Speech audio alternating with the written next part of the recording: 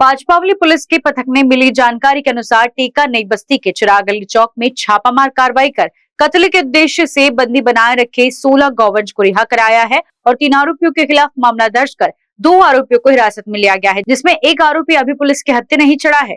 हिरासत में लिए गए आरोपियों के नाम मोहसिन शेख, महबूब कुरैशी और इसाक कुरैशी है। फरार आरोपी का नाम इजराइल कुरैशी बताया जा रहा है। इनसे कुल 1,50,000 रुपए का माल जब्त कर आगे की कार्रवाई शुरू की गई है।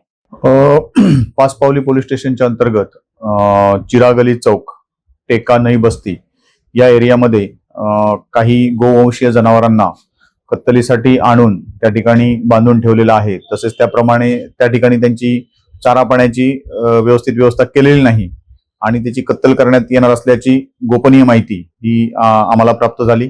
सदर माहिती प्राप्त झाल्यानंतर आम्ही सदरची माहिती ही लकडगंज डिव्हिजनच्या एसीपी श्रीमती श्वेता खाडे मॅडम यांना कळवली आणि वरिष्ठांच्या आदेशानुसार एसीपी श्वेता खाडे मॅडम यांच्या नेतृत्वामध्ये आम्ही आणि पाचपावली पोलीस स्टेशनचे पथक यांनी त्या ठिकाणी छापा घातला।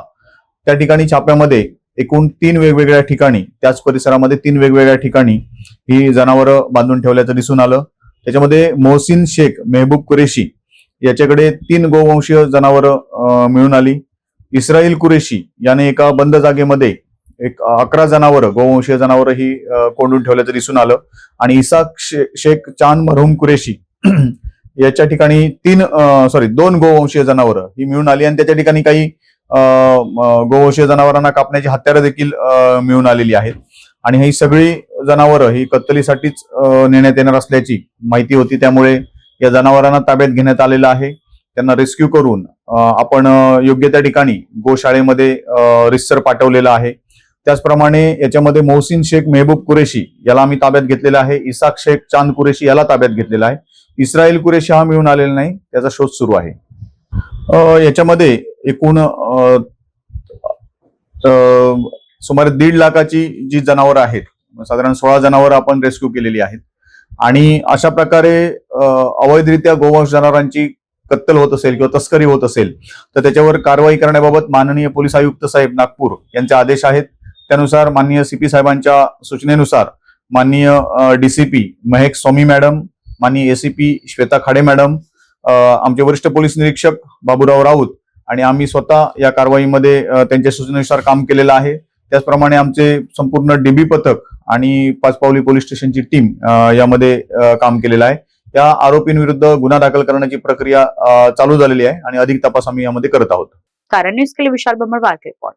जीर्ण बीमारी का इलाज अनुभवी डॉक्टर्स की चिकित्सा और आयुर्वेद के जरिए सिर्फ और सिर्फ शिवशंकर आयुर्वेदिक क्लिनिक में। मध्य नागपुर का सबसे बड़ा आयुर्वेदिक दवाइयों का शोरूम और क्लिनिक, जहां बीमारियों का होता है इलाज।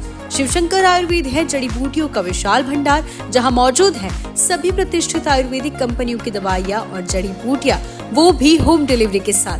तो क्यों इधर उधर भटकना, सीधे आइए शिवशंकर आयुर्वेद में, बढ़ाइए अपनी रोग प्रतिकारक शक्ति और हो जाइए तंदुरुस्त। हमारा पता है योग कॉम्प्लेक्स, महाजन मार्केट के पास, टेम्पल बाजार रोड, सीताबर्डी, नागपुर। अधिक जानकारी के लिए संपर्क करें 9112079000 और 8605245080 पर।